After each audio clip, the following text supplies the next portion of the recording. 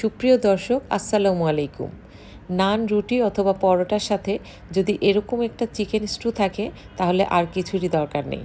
তো চলুন আমরা রেসিপিটা দেখে আসি। আমি এখানে হাফ কেজি চিকেন ইউজ করছি। এগুলোকে ছোট ছোট পিস করে কেটে নিয়েছি। এখন এই চিকেনটাকে ম্যারিনেট করার জন্য দিয়ে দিলাম পরিমাণ মতো লবণ, গোলমরিচের গুঁড়ো 1 চা চামচ আর 2 টেবিল চামচের মতো কর্নফ্লাওয়ার। এই সমস্ত উপকরণ দিয়ে আমি এই চিকেনটাকে সুন্দর করে মেখে নেব। তারপরে এটাকে আমি ম্যারিনেট করতে রেখে দেব কমপক্ষে আধা ঘন্টা। এই সময়ের মধ্যে এই চিকেনের মধ্যে লবণটা ঢুকে যাবে আর গোলমরিচের ফ্লেভারটাও অ্যাড হয়ে যাবে। তো আমি ফিরে আসছি আধা ঘন্টা পর। তো এখানে আমি একটা প্যানের মধ্যে একটু বেশি পরিমাণে তেল নিয়ে নিয়েছি। এবার এর মধ্যে দিয়ে দিলাম কিছুটা রসুন কুচি। এবার এই রসুনটাকে আমি একটু হালকা ব্রাউন করে ভেজে নেব। বেশি পোড়ানো যাবে না। আমার রসুনের যখন একটা সুন্দর কালার এসেছে সে পর্যায়ে আমি দিয়ে দিচ্ছি চিকেনটা। এবার চিকেনটা দিয়ে আমি এটাকে সুন্দর করে উল্টে পাল্টে 4-5 মিনিট ধরে ভেজে নেব।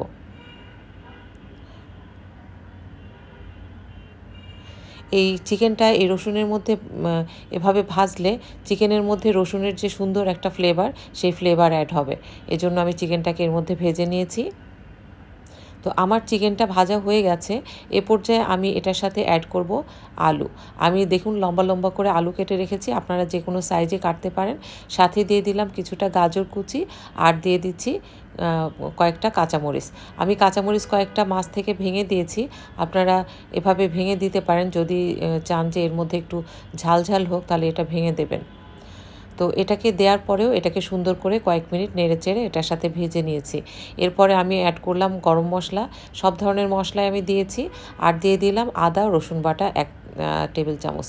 এরপরে আমি দিয়ে দিচ্ছি শুকনা মশলা, একটু ধনিয়া গুঁড়া এবং সামান্য একটু জিরা গুঁড়া। এবার এই সমস্ত উপকরণ দিয়েই আমি এগুলাকে আবারও সুন্দর করে কষিয়ে নেব। আমার যে আদাটা দিয়েছি, আদার কাঁচা গন্ধটা চলে যাওয়া পর্যন্ত এটাকে আমি এটার সাথে কষিয়ে নিচ্ছি। এখন আমি অ্যাড করলাম ক্যাপসিকাম যেহেতু একটু কাঁচা কাঁচাই ভালো লাগে, জন্য এটাকে আমি এটার পরে অ্যাড করেছি। তো ক্যাপসিকাম দিয়েও আমি এটাকে আরেকটু সময় কষিয়ে নিচ্ছি।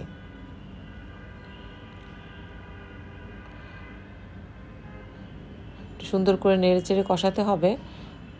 এ পর্যায়ে আমি এটার সাথে অ্যাড করব দুধ। এটা পরিমাণ মতো আপনি দেবেন। আপনার মাংসটা যতটুকু দুধ দিলে সুন্দর মতো সিদ্ধ হয়ে যায় সেই পরিমাণে আপনি দুধ অ্যাড করবেন। আপনি পানিও দিতে পারেন, তবে দুধ দিলে এটার টেস্টটা অনেক বেশি ভালো হয়। তো আমি এখানে দুধ দিয়েছি। দুধ দিয়ে আমি এটাকে ঢেকে জাল করব।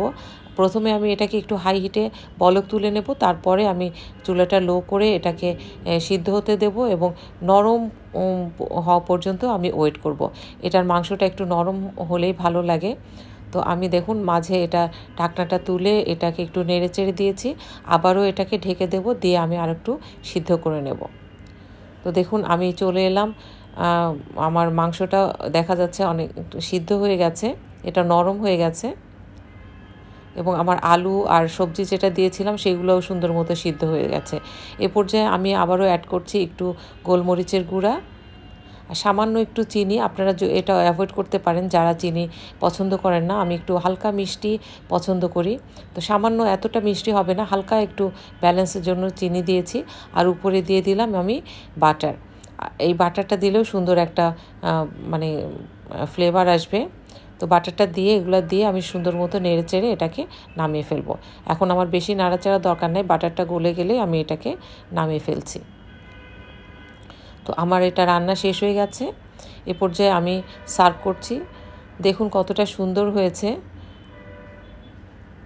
দেখেই বোঝা যাচ্ছে যে এটা অনেক টেস্টি হয়েছে। তো আপনারা রেসিপিটা ভালো লাগলে বাসায় অবশ্যই ট্রাই করতে পারেন। বাসায় সবাই আশা করি ভালো লাগবে এবং সবার সাথে এটা নান, পরোটা অথবা রুটি দিয়ে এটা খাবেন, খুবই পছন্দ করবে। ছোট থেকে বড় সবাই পছন্দ করবে। তো সুপ্রিয় ভিউয়ার, আমার ভিডিওটা আজকে কেমন লাগলো? যদি আমার ভিডিওটা ভালো লাগে আমার চ্যানেলটা সাবস্ক্রাইব করে আমার সাথেই থাকবেন। আবারও দেখা হবে ইনশাল্লাহ নতুন কোনো ভিডিওতে। সেই পর্যন্ত আপনারা ভালো থাকেন, সুস্থ থাকেন এবং আমার ভিডিও বেশি বেশি দেখেন। তো আমি একটু ভেঙে দেখাচ্ছি, দেখুন এটা কতটা জুসি হয়েছে, খুবই টেস্টি। আশা করি আপনারা অবশ্যই বাসায় ট্রাই করবেন। আমি একটা মাংস দেখুন একটু ছিঁড়ে দেখাচ্ছি, অনেক সফট হয়েছে এবং জুসি।